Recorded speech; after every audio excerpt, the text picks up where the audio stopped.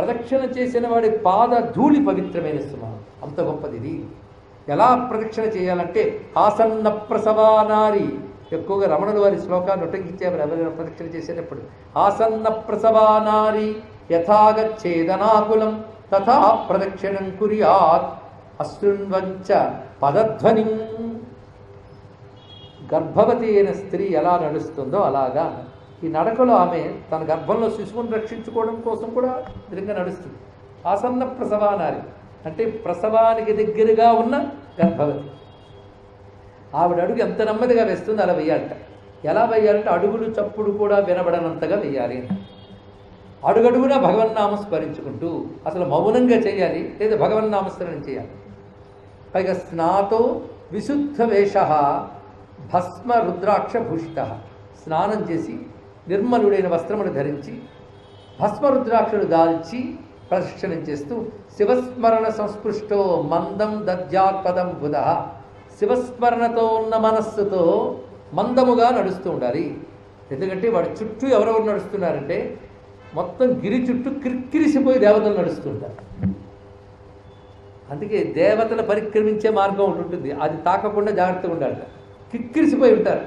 ఎవరంటే మనూనాంచ వసూనాంచ దేవానాంచ సహస్రశః అదృశ్యానాంచ సిద్ధానాం నాణ్యేషాం వాయురూపిణ. పైగా వాళ్ళు సిద్ధులు మొదలైన వారు వాయు రూపాలతో ఉంటారు. అంటే కంటికి వాయువు కనబడదు, ఆకాశము కనబడదు, అలాంటి రూపాలతో సంచరిస్తూ ఉంటారు. ఇక్కడ మనది మట్టి రూపాలు కనుక ఒకరికొకరు కనబడతాం. వాయు రూపాలు అంత తేలిక గోచరించు. చల రూపంలో ఉన్న భూతాలు కొన్ని ఉంటాయి, అగ్ని రూపంలో ఉన్నవి కొన్ని ఉంటాయి, వాయు రూపంలో కొన్ని ఉంటాయి, ఆకాశ రూపంలో కొన్ని ఉంటాయి. వాళ్ళందరూ మట్టి రూపంలో ఉన్న భూతాల మీద మనకు కనబడరు. వాళ్ళకి కనబడరు కదా లేదనకూడదు. వాళ్ళకి మనకు పృథ్వీ ధాతువు ప్రధానంగా మన దేహంలో ఉంటూ మిగిలిన 4 భూతాలు ఉంటాయి. ఒకరికి జలధాతువు ప్రధానం, మిగిలిన 4 అంతర్లీనం, అలాగెన్నో ఉంటాయి. కానీ వాయు రూపాలతో అనేక సిద్ధులు ఇక్కడ తిరుగుతూ ఉంటారు సుమా.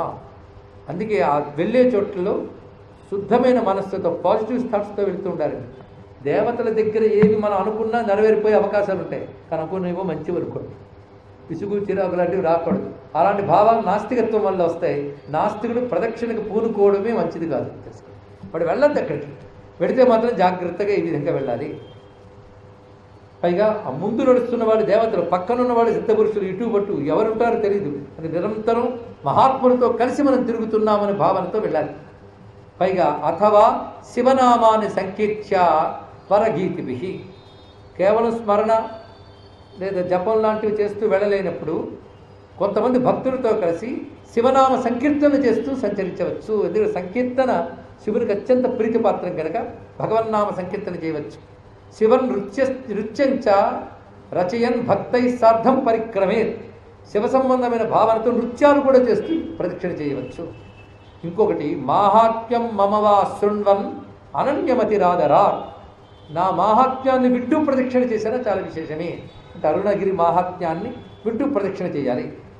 అన్నిటికంటే అరుణాచల అనే 5 అక్షరాల నామం ఉంది, అది చాలా విశేషమయ్యా అన్నాడు ఇక్కడ. అరుణాచల శివ, శివక్షరం 2 అక్షరాలు శివనామం గురించి చెప్పడానికి ఏమన్నది, అది అరుణాచల శివ కంటే గొప్ప మంత్రం ఏమున్నది, దానితో ప్రదక్షిణ చేస్తే చాలని. ఒకసారి ఒక మహానుభావుడు రమణుడు వారి వద్దకు వచ్చారు. వచ్చి స్వామి నేను కోట్ల పంచాక్షరి రాశాను, దీని ఫలితంగా కాశీలో మరణించాలనుంది, ఆ యోగాన్ని ప్రసాదించండి అన్నాడు. చిరునవ్వు నవ్వి అరుణాచల సంబంధమైన వాగ్మయం చాలా ఉందండి. ఒకటి అరుణాచల మాహాత్మ్యం అయితే తమిళంలో అరుణాచల పురాణం అనే గ్రంథం ఉంది. ఇది కాకుండా ఇరుమురై అనే పేరుతో నయనార్లు రచించినటువంటి అరుణాచల పదిగాలు చాలా ఉన్నాయి. నయనార్లు చాలామందికి తెలిసి ఉంటారు.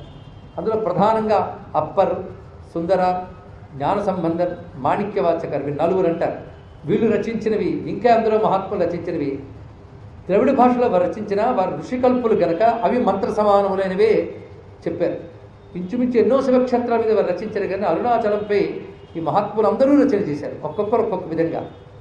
జ్ఞాన సంబంధుడు తన పరివారంతో వస్తున్నాడు. జ్ఞాన సంబంధుడిగా చాలామందికి తెలిసి ఉంటుంది. రమణుల నుంచి మళ్ళీ జ్ఞాన సంబంధుడికి వెళ్ళేందుకు అనుకోవద్దు, రమణుల వద్దకు మళ్ళీ వద్దాం.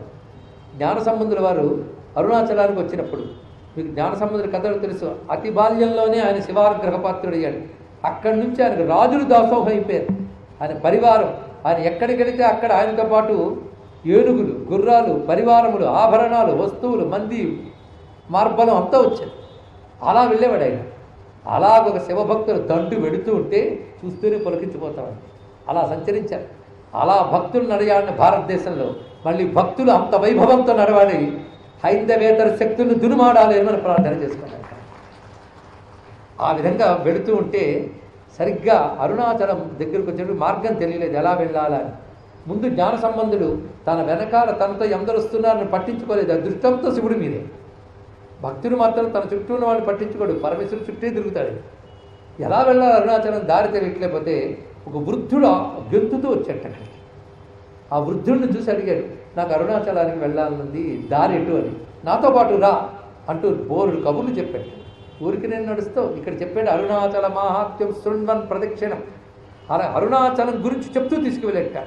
ఈయన పరవశించి వింటూ ఆ జ్ఞాన సంబంధుడు వృద్ధ బ్రాహ్మణుడు చెప్తున్నదని వింటూ ఉండేటప్పటికల్లా సరిగ్గా అరుణాచలం దగ్గరికి వచ్చేటప్పటికల్లా అంతర్ధానం అయిపోయాడు. అంటే తన గురించి తానే చెప్తూ తన దాకా తీసుకొచ్చాడని అర్థం చేసుకున్నాడు అరుణాచలం. మహానుభావుడైనటువంటి జ్ఞాన సంబంధుడు తన గురించి తానే చెప్తూ తన దాకా తీసుకొచ్చాడు. అది శివలీల.